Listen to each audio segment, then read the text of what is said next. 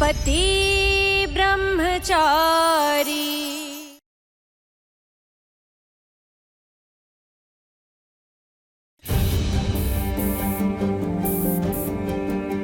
போ, இதுக்குள்ள போய் நிம்மதியா படுத்து தூங்கு. காத்து உனக்கு நல்ல ஜிலு ஜிலுன்னு வரும்.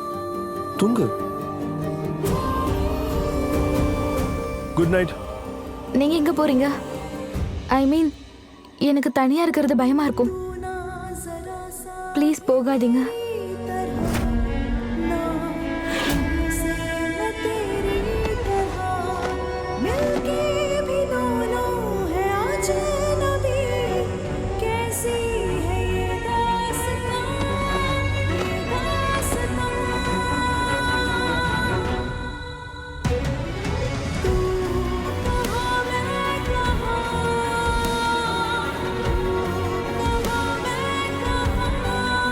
நீ பண்ற விஷயம்லாம் உனக்கே கொஞ்சம் வினோதமா தெரியல?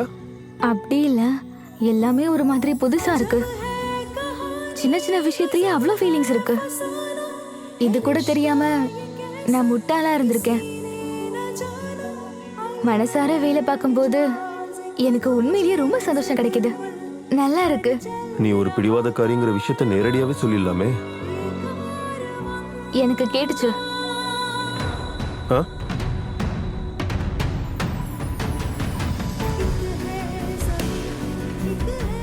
உனக்கு தெரியுமா, எனக்கு நட்சத்திரங்களை பார்க்க ரொம்ப பிடிக்கும்.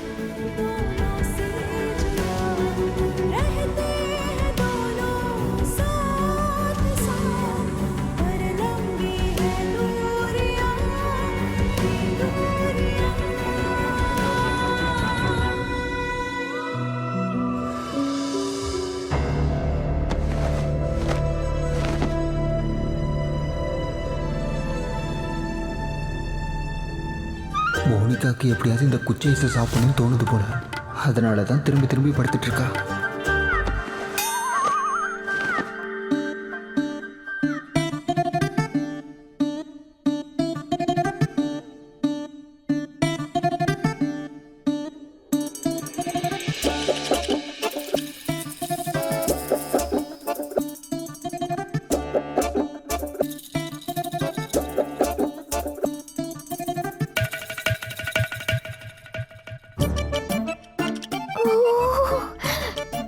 இங்க பாருங்க, எப்பெல்லாம் இந்த ஃப்ரிட்ஜை பாக்குறேனோ அப்பெல்லாம் குச்சி ஐஸ் சாப்பிடணும்னு தோணுது தெரியுமா?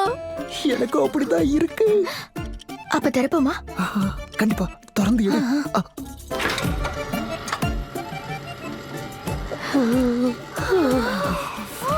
ஐயோ, ஜில ஜிலன்னு காத்து வருதே. குச்சி ஐஸ்.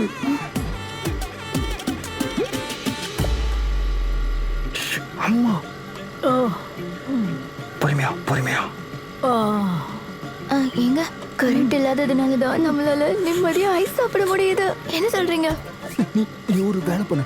அந்த பட்டனை மட்டும் அழுத்தி விட. அப்பதான் மத்த குச்சி ஐஸ் எல்லாம் சீக்கிரமா கட்டி ஆயிடும். சீக்கிரம் சீக்கிரம் அழுத்து. அந்த பட்டன் இல்ல, இந்த பட்டனு. அமுக்கு அமுக்கு அமுக்கு. இந்த பட்டன் அமுத்தவா? இது போட போட போட போட வீட்டுக்குள்ள போட வந்துருச்சு. அம்மா முடிச்சிட போறாங்க. போதும், வா. வந்துரு வந்துரு வந்துரு வந்துரு. சீக்கிரம் வா, போலாம். நான் சாத்திக்கிறேன். போ போ போ.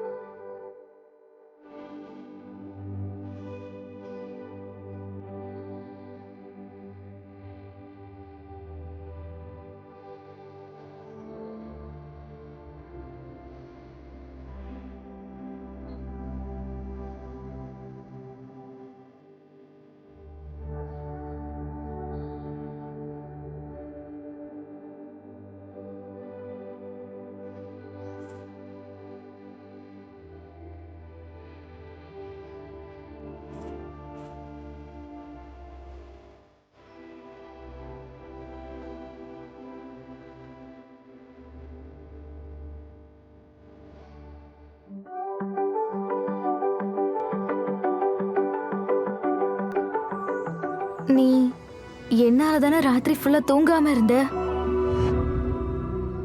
வீட்டுக்கு வந்த விருந்தாளியை கவனிக்கிறது எப்படின்னு எங்களுக்கு சொல்லி கொடுத்துருக்காங்க. உன் இடத்துல வேற ஒரு விருந்தாளி இருந்தாலும் அவங்களுக்கும் இதே மாதிரி தான் நான் பண்ணியிருப்பேன். நீ என்ன நினைச்சாலும் அதை பத்தி எனக்கு எந்த கவலையும் இல்லை. என்னை பொறுத்த வரைக்கும் என் வீட்டுக்கு வந்த விருந்தாளி நீ, அவ்வளவுதான்.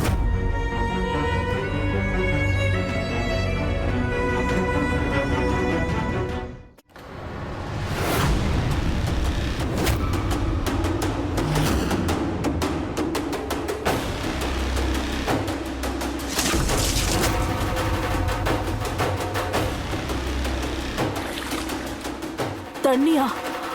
அட கடவுளே, இந்த தண்ணி எங்க இருந்து வந்தது? அட கடவுளே, என்ன கொடுமை இது! வீடு மொத்தமும் தண்ணியா இருக்கே. பெட்டு, தலகாணி, பெட்ஷீட் எல்லாமே ஈரமாயிடுச்சு. அட அட எல்லாரும் எழுந்துருங்க. அட எழுந்துருடே. எழுந்துரு. நீயும் எழுந்துரு. வீடு ஃபுல்லா தண்ணி ஆயிடுச்சு பாரு. எல்லாம் வீணா போயிடுச்சு. அட கடவுளே, எப்படி தண்ணி ஆச்சு? பெட், தலகாணி எல்லாமே ஈரமாயிடுச்சு. இப்ப என்ன பண்றது? கடவுளே, தண்ணி எங்க இருந்து வந்தது? நான் பாக்குறேன்.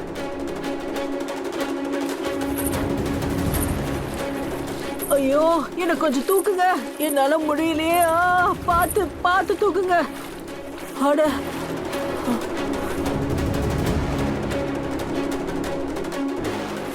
தண்ணி எங்க இருந்து வருதுன்னு தெரியலையே. அட என்னாச்சு? அட என்ன என்ன இதெல்லாம்?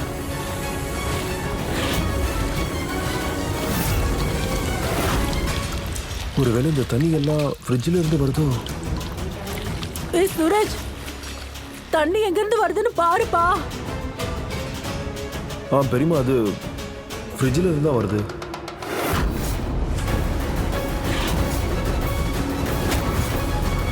எல்லாத்தையும் நாசம் பண்ணிட்டா. பெட்டும் ஈரமாயிடுச்சு. இப்போ நம்ம எதுல நைட்டு படுத்து தூங்குறது? எல்லாம் இவ வாங்கிட்டு வந்த ஃப்ரிட்ஜால தான். இவ தான் காரணம். சரி சரி சரி அண்ணி, ஏதோ தெரியாம நடந்துருச்சு. முதல்ல நாம பண்ண வேண்டியது இந்த பெட்டையும் தலகாணியையும் காய வைக்கணும். வாங்க வாங்க, எல்லாரும் சேர்ந்து இதை எடுக்கலாம். வாங்க. தலகாணி, பெட்ஷீட், பெட் எல்லாமே நாசமா போச்சு. புரியுது. வாங்க முதல்ல இதை காய போடுவோம். வாங்க வாங்க வாங்க வாங்க, தூக்குங்க தூக்குங்க. பிடிங்க. இருங்க, நானும் ஹெல்ப் பண்றேன். நிறுத்துங்க. யாரும் இங்க இருக்க பொருள் எல்லாம் தொடக்கூடாது.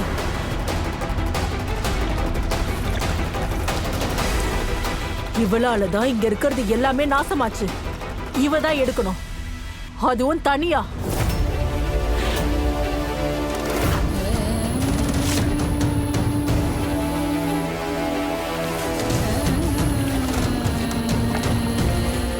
நான் துணியை காய போட்டுடுறேன்.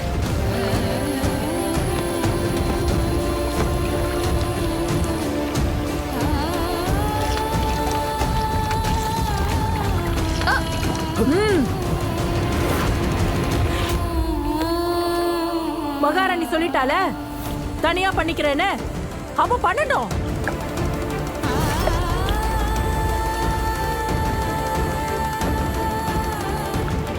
அட, உன்னால முடியாதுமா. தள்ளிப்போ தள்ளிப்போ. இந்த பெட்டும் தலகாணியும் ஈரானதுனால இன்னும் வெயிட்டா இருக்கும். உன்னால தூக்க முடியாது. நானும் சேர்ந்து தூக்குறேன். வா. கொழுந்தனாரே, இவளுக்கு உதவி பண்ணணும்ன்ற அவசியம் இல்ல. அவ தனியாவே எடுக்கட்டும். ஒரு பக்கெட் தண்ணி தூக்கிட்டு வான்னு சொன்னாலே இந்த இஷா தடுமாறுவா. இப்படி ஊறி இருக்கிற தலகாணி பெட்டை அவனால எப்படி தூக்க முடியும்?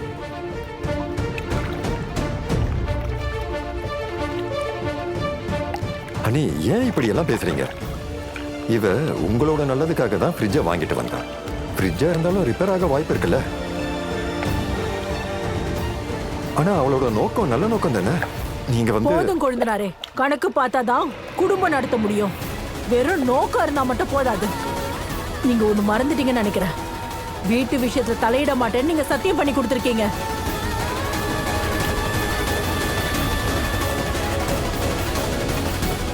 மாமா, நான் பண்ணிடுவேன்.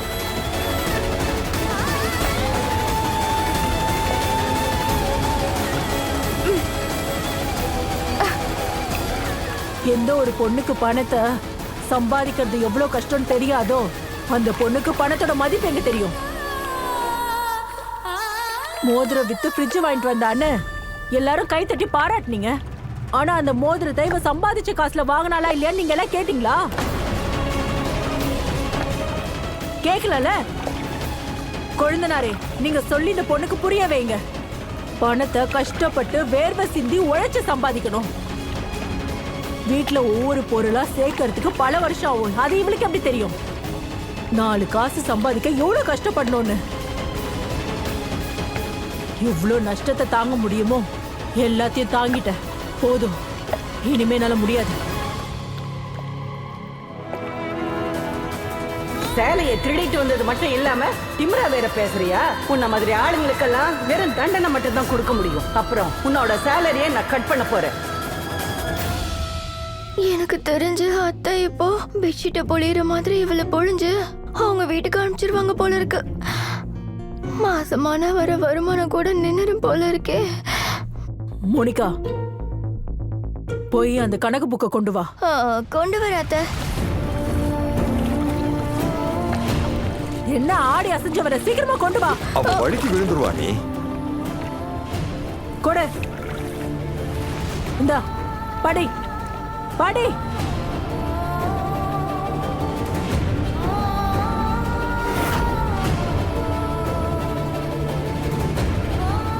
சொன்னது கேட்கல? படியாத. தினம் காலையில டிஃபனுக்கு முந்திரி பாதாம்க்கு 100 ரூபாய்.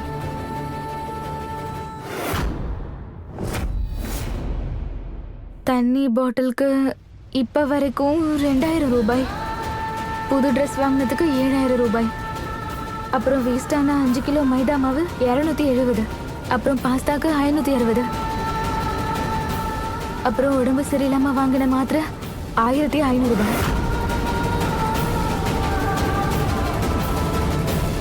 இந்த அமௌண்ட்டுங்கிறது அத்தைக்கும் இந்த குடும்பத்துக்கும் ரொம்ப பெரிய அமௌண்ட்.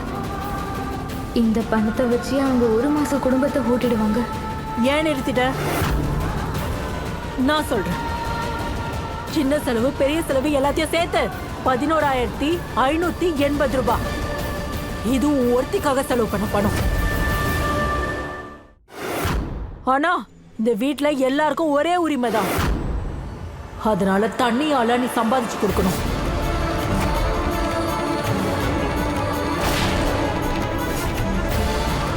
கஷ்டப்படு, வேர்வை சிந்து, ஜனங்க கிட்ட திட்டு வாங்க, என்ன வேணா செய். ஆனா பணம் சம்பாதிச்சிடுவா.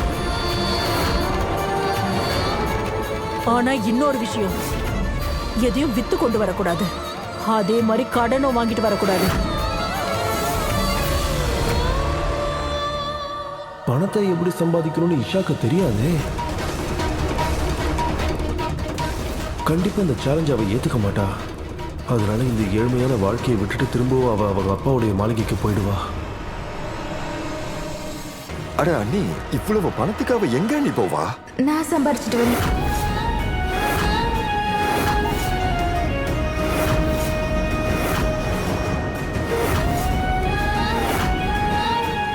மாமா, இந்த பணத்தை கண்டிப்பா நான் சம்பாரிச்சு அடைப்பேன்.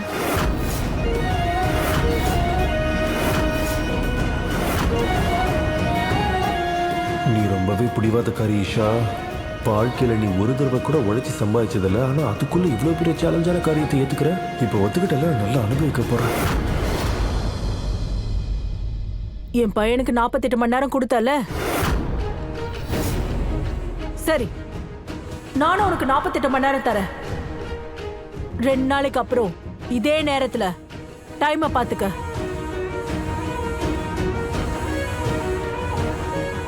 ஒருவேளை 11,580 ரூபாவை நீ சம்பாதிச்சு கொண்டு வந்து கொடுக்கலனா, அதுக்கப்புறம் மூட்டை முடிச்ச கட்டிக்கிட்டு நேரா உங்க அப்பா வீட்டுக்கு போயிடணும்.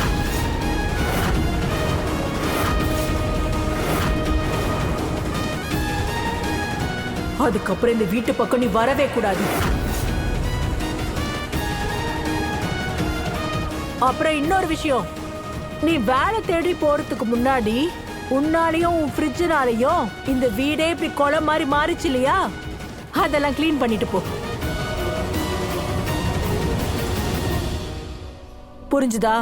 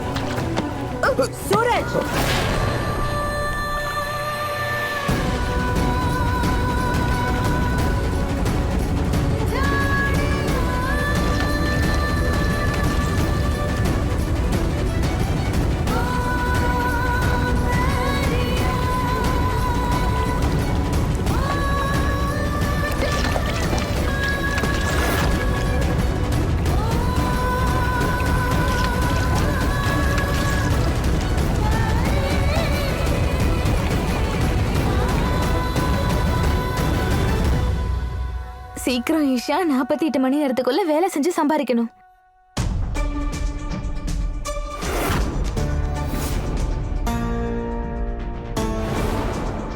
இங்க இருந்து குங்குமம் எங்க போச்சு?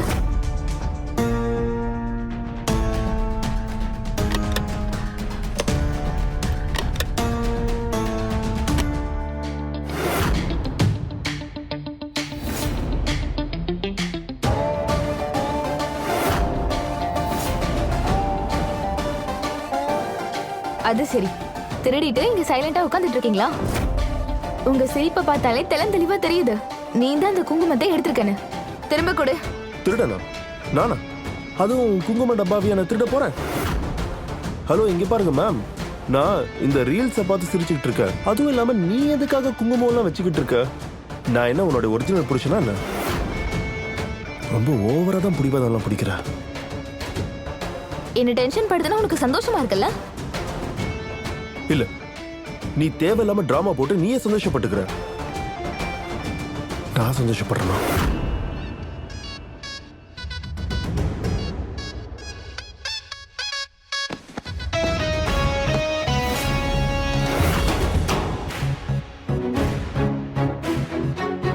என்ன இது?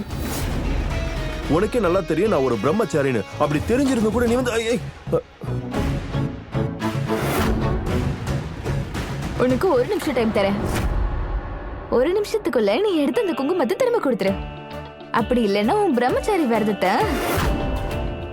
நான் அடைச்சிடுவேன். ஒரு பொண்ணு குங்குமம் வைக்கிறத யாருனாலையும் தடுக்க முடியாது. மரியாதையா அந்த குங்குமத்தை கொடு.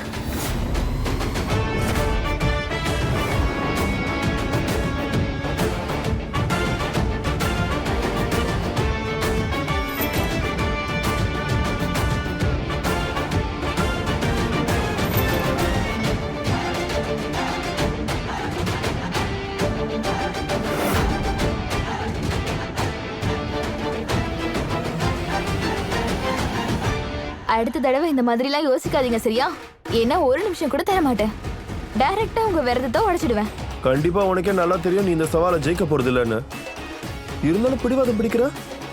எதுக்கு இன்னும் அடுத்து 48 மணி நேரத்துக்கு உன் வாழ்க்கையை இப்படி கஷ்டப்படுத்திக்கிற? உனக்கு தான் வழி இருக்கே. நீ இந்த வீட்டை விட்டுட்டு நேரா உங்க வீட்டுக்கு போயிடலாமே.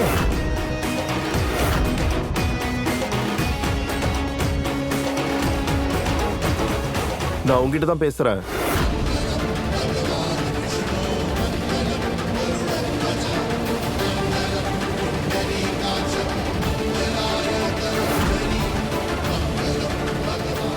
இந்த குங்குமம் தெரியுதா? இந்த குங்குமம் என்னோட உரிமை. அதே மாதிரிதான் இந்த குடும்பத்திலயும் எனக்கு உரிமை இருக்கு. இந்த குடும்பத்துல எனக்கான மரியாதை, எனக்கான இடத்தையும் உருவாக்குறதுக்கு எனக்கு உரிமை இருக்கு. அந்த உரிமையை அடையறதுக்காக என்ன பண்ணணும்னாலும் சரி, நான் கண்டிப்பா பண்ணுவேன்.